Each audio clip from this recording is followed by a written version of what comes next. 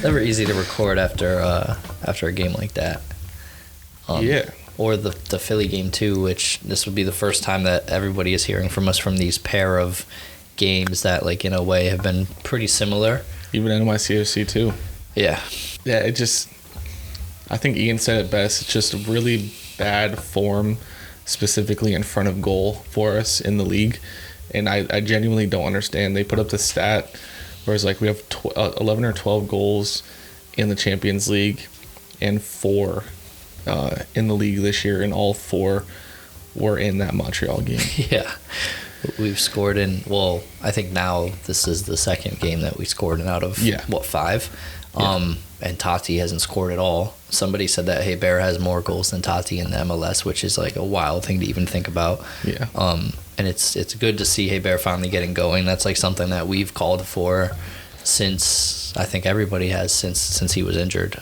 Yeah. I mean, before we get too deep into it, though, I mean, welcome to the episode. Yeah. Unfortunately, like we just said, not exactly the circumstances that we'd love to be in the studio for.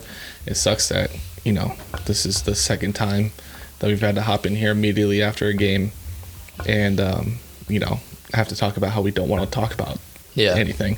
I mean, more than the second time. I mean, we've been... I'm saying this like season. in a row. I'm saying. Yeah. And, you know, it's like this whole thing is really fun to do, but it is painful to get on here after these losses. Yeah. I mean, as I think every fan probably like feels it the same way, because it's literally just the feelings of a fan that just had to sit through 90 minutes of frustration, basically. Yeah. And like, it's probably the same type of frustration that like the players feel on the field, especially when constantly you're having these refs make incorrect decisions that like literally define a game, hurt your team, hurt your career, hurt all of these things. I was gonna say from the jump, I mean, it was so early, the 7th minute, to like we were you know, it's hard to say that you were controlling a game for 7 minutes because it sounds stupid when you say it out loud. But like genuinely we were setting a tone for the game. And getting that penalty at that point, to me, leads to multiple goals. Similar situation to the Montreal game at the home opener, where we just kind of get in a groove, pile it on, and, you know, give some people some shots at the end, like Heber. Yeah. And that one decision, genuinely to me, like I texted you, I just feel like there has to be some effort from the refereeing group to say these dudes are not repeating. And it's like, it's the same thing as last year. I think one of the conversations that we had at the end of last year, when everybody was like freaking out, us finishing in 4th and things like that, it was like, think back to this like there was like 4 or 5 different games where literally we ended up getting 1 or no points when, like, admittedly by the referee committee, we should have gotten the win, or we should, I mean, have gotten the decision. Yeah, there's always going to be like, you could be like, penalty. Just because we get that pen in the 7th minute doesn't mean that maybe it goes to Maxi and goes to the 3rd tier. Yeah, that kind of thing. But like, you know, if the thing that's most likely to happen happens, then like we should have had an extra like 15 points on the season, which I think puts us right into 2nd. It's like it's starting to look similar this year.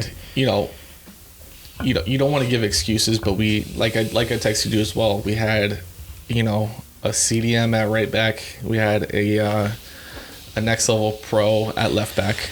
Yep. You know, who we'll get into Gloucester, who should have a little bit more competition, maybe even in that team. Mm-hmm. You know, spent definitely a lot of time in that team.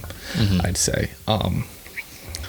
You know, and then a backup center back who isn't playing well and isn't finding a great partnership with Collins, because Collins, he will play both left and right center back for you. Ian put the blame for that first goal on Acevedo for not playing close enough to Thiago. In my opinion, Thiago's not aggressive enough as a defender to play in the system that we play.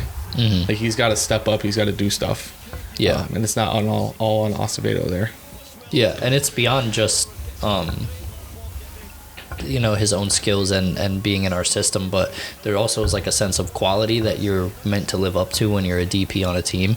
And he has it tough because the doubts, just because the DP position or the DP slot was spent on his position, regardless of it being him or any other center back, like they already don't like you because it was spent on a center back, right? And like he's not doing his best to like change anybody's mind on that, right?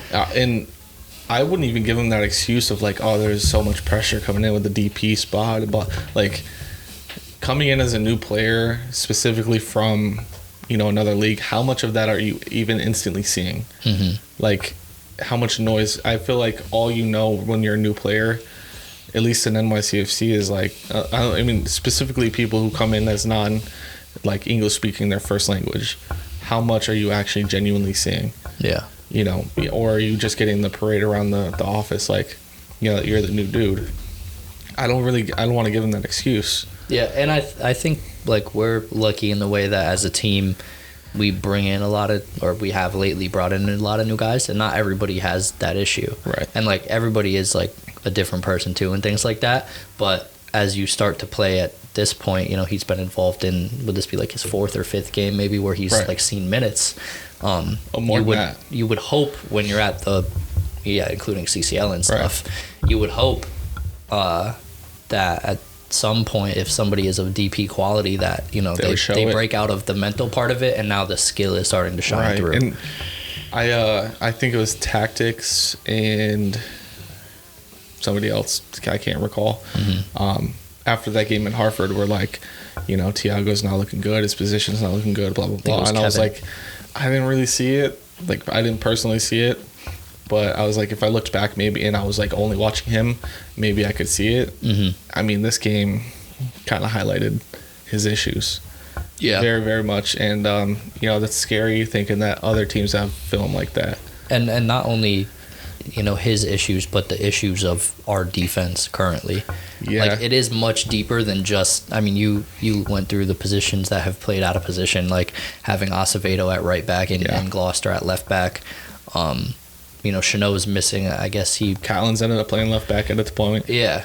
It's looking like the best one on the team. Like he was the best player on the field to me by far. Yeah, by far. Like nobody else was like it was almost like nobody else even showed up today. Yeah.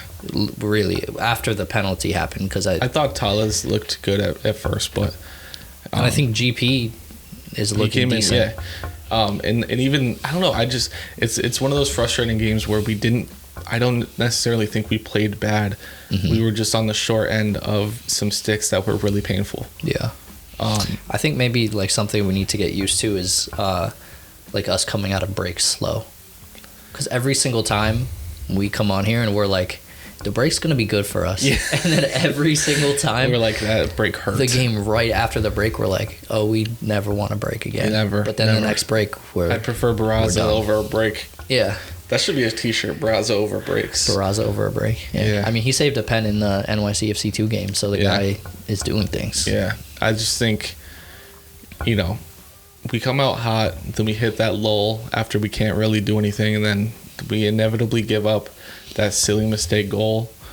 And it's like that same old NYCFC that we were talking about last year, and try to cut out those issues. But then again, I mean, I would absolutely take a copy-paste repeat of last year. Yeah. If we're doing that again, by all means, put me through pain week 4, 5, 6, 7, 8. I don't care. We've been through that before, and I think like I'm trying to think for new like listeners or watchers of the pod. Like, I would take everything that we say with a grain of salt, because what we're really doing with episodes is like talking about where we're at like in this moment, but like we're definitely the guys where last season, if you were to watch some episodes, if you were here before, you would know like it doesn't really matter at what point you finish at the end of the season, you're gonna get into the show 8-1, you're gonna have a shot. So like I think we're at the point, there was definitely points in the future where it was like doomsday for sure, and we like really believe that. And although, in the present, we might be like, Gloucester is terrible and all this stuff, it's like... Gloucester could end up being our best player at the end of the year. Yeah, it's like... And that's soccer. Hey, that's soccer. Ball. Yeah, that's soccer. That's sports. And genuinely, I was texting you saying, like, I don't agree necessarily that his performance to this point was that bad. Yeah. He then went on to prove you right. I mean, almost instantly. When you hit the send button. Almost instantly. Yeah. It was almost worst instant cross. But then somehow the next cross was actually worse. Yeah. I don't know. So he was getting it on Twitter. He's getting it on the shins, yeah. And he's going to for a while. Yeah. He's going to need to do a lot to win over a lot of people. But I mean, dude, it just comes with practice. And, you know, you got, Ian said it as well at the start of the game. You know, he's never going to come in and play a game and displace Malty. Like, he's just not. Yep. But until Malt is healthy, you're kind of just going to have to copy paste it. I mean, this is probably the most duct tape lineup that we've had for a while, though. Isn't it wild that Goody's not on the team right now with the situations that we're in? Imagine all you had to just pay him. Doesn't it? I'm almost starting to feel like with the like lack of information that we received is like Goody must have like wanted to walk away and go back home or something. Maybe. Like, because I can't imagine. Maybe during COVID he really couldn't go and see his family that much. Maybe that's the deal. Yeah. And it's kind of like a Matrita situation where he could actually suck it up for a year. Yeah. And then go see his family. Like, I can't imagine at this point with everything that's been going on, even though it's the most immediate that we've had to deal with it is this game, but like has there not been any kind of reach out to him to be like, hey, actually, we are in a bad spot without you. We're down bad because we keep losing fullbacks. So that starts to make me think that he walked away from us. Can you believe? Okay, this is almost off topic, but it's kind of loosely on topic.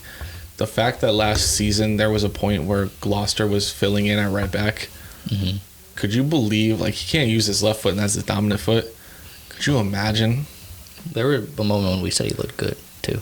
It was because he was just fast. Yeah. He was fast. And we're used to Tinnerholm, who takes his time. Imagine a Tinnerholm right now too. Yeah, that would help. We are in the wingback market. Yeah, and it sucks because like we used to joke, we had memes that we had the left back team, and now we don't have fullbacks at all. Yep, not one. Tony Roach, imagine dude. if we had Tony. We let Tony walk. Oh man, that's so painful. We let Tony walk. Now he's on the golf course. I mean, he's playing for Orange County, but his Instagram story, he's just on the golf course. He could have been playing in Toronto. Orange County.